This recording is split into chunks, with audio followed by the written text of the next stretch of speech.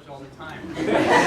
Spartan surroundings, not enough seats for everybody in it, and nobody has any idea what's going to be on the exam. It's great to be here. So I'm the wrap up. So as long as I talk, you still have to stay.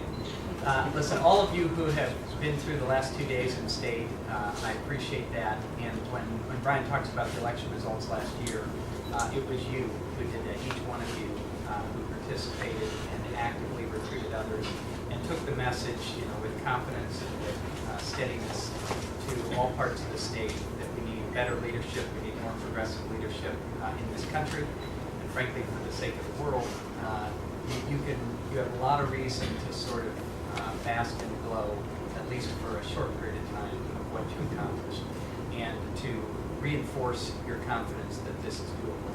For many of us who were Democrats in the 1990s in the state, it was a pretty rough decade. I was a candidate, ironically, as it turned out, for Attorney General in 1998. That was the second cycle of 3 where our Democratic candidate won no statewide offices. That was a rough time. And there were times when we came through those campaigns, and some of you were involved in those campaigns. Some of you were too young to know the horrors of that. It was tough because we come out of those campaigns having put in a lot of effort and a lot of sweat and emotion and everything else, and had nothing to show for it, and began to wonder when we were going to have something to show for it. So for those of you who endured that and stayed with it, my deepest appreciation, and I count myself as one of you. But now times have changed, and we are faced with new challenges, the challenges of success, and those are significant as well. I was also thinking on my way here that just about a year ago, right now, exactly a year ago, I was feeling very apprehensive about progressive politics in Ohio because I had supported Obama during the primary, and he had not done well in the primary, and it was unclear where things were going to go. And I had no doubt that Hillary Clinton would be a progressive force had she been the nominee and been elected president. But for myself as an Obama supporter, it was kind of a tough time because I didn't know what that meant about the electorate in Ohio. Would they be unwilling to break the color barrier? Were they concerned about a new face or someone who seemed different from them? I just didn't know, and I wasn't sure how that was going to go. Then it turned into the magical year that we all were involved in, over the course of it. He became our nominee, and he ended up winning the state of Ohio, which I was apprehensive about based on the primary results right up through until election night. And not only won Ohio, but won it by a significant margin. 4 points in Ohio was a big win.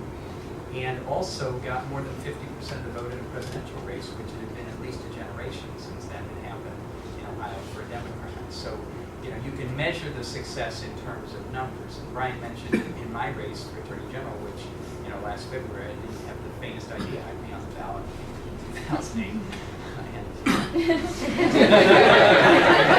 I just say things can be kind of strange sometimes. And I ended up on the ballot, having the opportunity to run with Barack Obama and Joe Biden, and was the only statewide Democratic candidate last year in that race. And despite the bad beginning, came out very well as well. And in addition, the other statistics that measured are the House races, where not only did the Democrats pick up 7 seats, but there were real progressive candidates who won a number of those seats. And it will be a very different place in the Ohio House, and therefore the Ohio General Assembly as a whole, even though the Senate didn't change hands, it just changes the dynamic dramatically when you change some of the personnel. And when the voters speak, and when people have a chance to sit and digest what the voters have done, it does change attitudes, even of those who remain from before. They start to look at things differently. So in terms of the numbers, the successes of last year are apparent. In terms of the intangibles, I think the successes are even more apparent, because what did we do last year?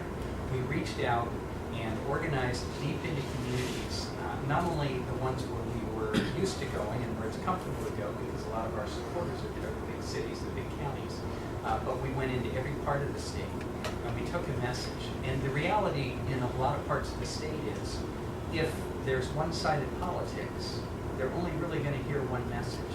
And try as you might, no matter what your intentions are, no matter what your inclinations are, when you're only hearing one side of the story again and again and again, it starts to seem, if not true, if you can resist the fact that, it's not true, it just seems like, well, that must be the way it's going to be.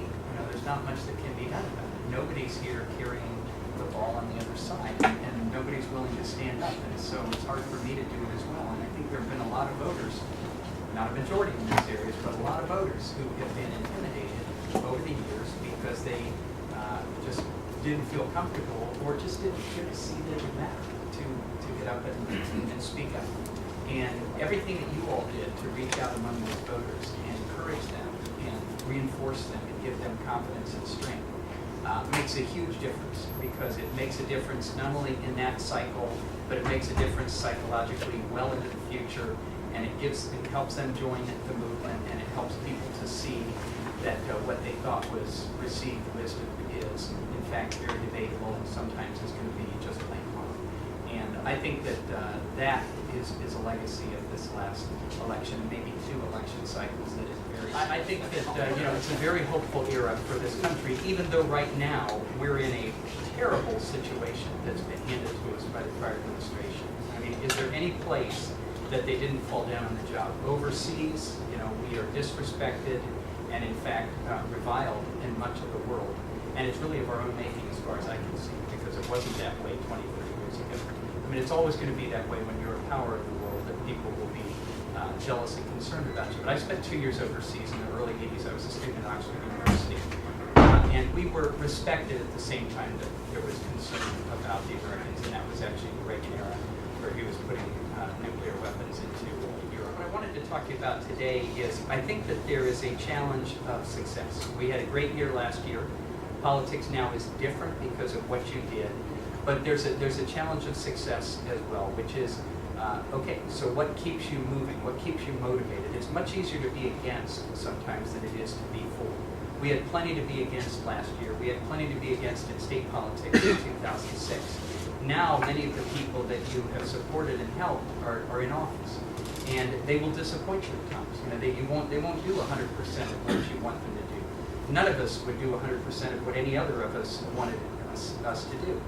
I do think that there will be significant progress. We'll be able to see it. We'll be able to measure it. We'll be able to understand and appreciate it, and it will make a difference. But now, you're urging on your friends and allies rather than, hooting at your opponents. And I think that can be a difficult thing, is how you go on and continue to refresh a movement, and keep a movement strong, and keep it focused, even as time begins to pass and people start to get weary and they start to have ups and downs, and the dynamic changes. And so, anyway, I'd be happy to spend a little more time answering questions or talking about it. Yeah. Initially, I think that's why we're all here. We want to keep moving. Obviously.